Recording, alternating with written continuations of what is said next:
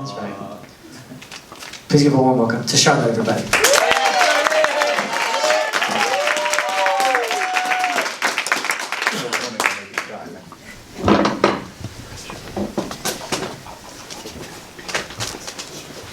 The day my world changed was when I became the mother of 3 instead of the mother of 4.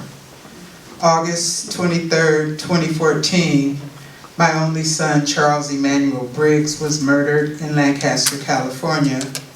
The weapon that was used was a compound bow with a broadhead arrow, which was for hunting large animals. And my son lost his life in Lancaster. And a lot of things during that time, this was not a black-on-black crime.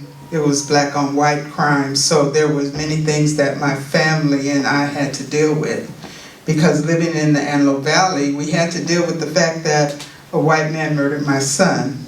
Then he used the N-word, and after he murdered him with the bow and arrow, said I should go get my gun and shoot you. So we dealt with that, my family and I. It took us 3 years to go to trial. He was incarcerated right as the night he murdered my son. He was arrested. So he was incarcerated in jail. And then the end of 3 years, we went to trial. We went to trial, and he was convicted of felony murder, 25 to life, with 1 year added for the use of the bow and arrow, which we tried to get legislation to have the enhancement raised, because the bow and arrow, if you look up the enhancement in California, is only considered as a razor. And so we could not get that done. When we went to Sacramento, we were like 1 vote short of it going on the Senate floor. But moving on, he was incarcerated. 7 years into his incarceration in prison, he won an appeal. He won that appeal because the way that the judge had used the word, the way that the judge had described the felony murder with the mayhem. Mayhem, according to the court, is the intent to maim and not to kill. So when the judge didn't get that right, we had to go back to court. So 7 years into going through everything we went through, you know, I felt like at 7 years our family was healing. You never really heal completely, but you're able to move forward. Charles was my only son. I have to back up a little, because as he became a man, he was my friend. And one thing about it, we used to cook together in the kitchen, and one particular day, we were cooking in the kitchen and I was baking chicken, but he thought, you know, Mom, you need to bake something else. You need to cook something else, because he had friends that were Persian and all these different types of food, but I was in there cooking chicken. So then he said, well, if we're going to cook chicken, Mom, you need some rosemary. I said, well, I don't have any. He said, but let me run outside right quick and get some, because landscapers use it all the time. That was my first time hearing of it. He ran out the door, went into the area where we lived, grabbed some rosemary, brought it back, and we cooked our chicken.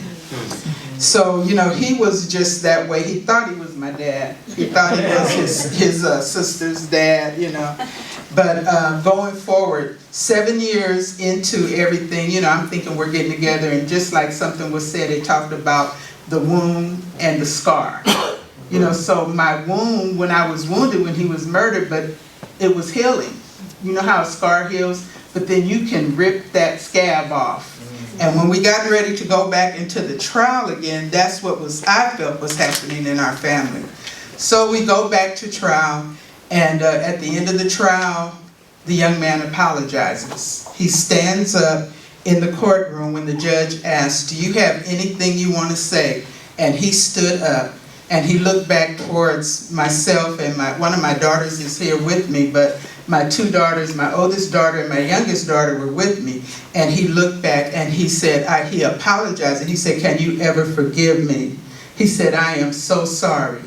He said, there's not a day that goes by that I don't think about Charles. And I'm so sorry.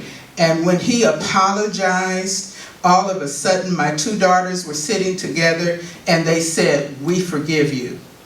And it was like it was a microphone somewhere, and there was no microphone, and I'm looking like, who's at the mic, you know, just because it resonated through the whole courtroom, and it was quiet in there, and someone told me the stenographer was crying, and people that were waiting to go into their trials, they were also crying. And then when we went outside, his mother and his stepbrother were outside, and what had happened, within the time of him murdering my son, his identical twin brother who had taken him to the house, taken my son to the house, he had committed suicide. So at this point, he was at the point where he understood what he did. And he was very apologetic, so we were out in the hallway, and you know, media's never around when you need them. They're around to catch a lot of other things. So when I walked by his mother, I said to his mother, I'm so sorry for your loss. And we embraced in the hallway. That woman cried in my arms for like 15 minutes, and she said, I am so sorry. I'm so sorry. And I said, well, we can get through this together. And one thing that has sustained me through everything is my faith. You know, when it happened with my son, I knew then, right at that moment, I had to pray not to hate. I had to pray to be able to forgive. I had to pray for that family. I had to pray for him. So when my daughters were in the court and they said, we forgive you, it was already something that I felt, but it just kind of like said, okay, this is it, you know. And so now that young man and I, we correspond back and forth. He writes me, well, he used to write more, but now that he has his tablet, we communicate on his tablet. I hear from him. I had my VOD with Rebecca. I was so happy to meet Rebecca because I had planned to go to the prison to sing. I didn't know I had to be vetted, so we had already had our plan.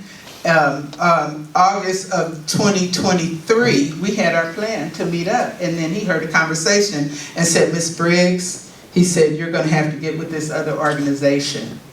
And that's how I met Rebecca and the Men Collaborative, and I'm so happy that I did. And I'm just grateful to God because he's the one that helped me to forgive, you know. And so I know forgiveness is possible, but you know, sometimes you also have to forgive yourself. And thank you so much.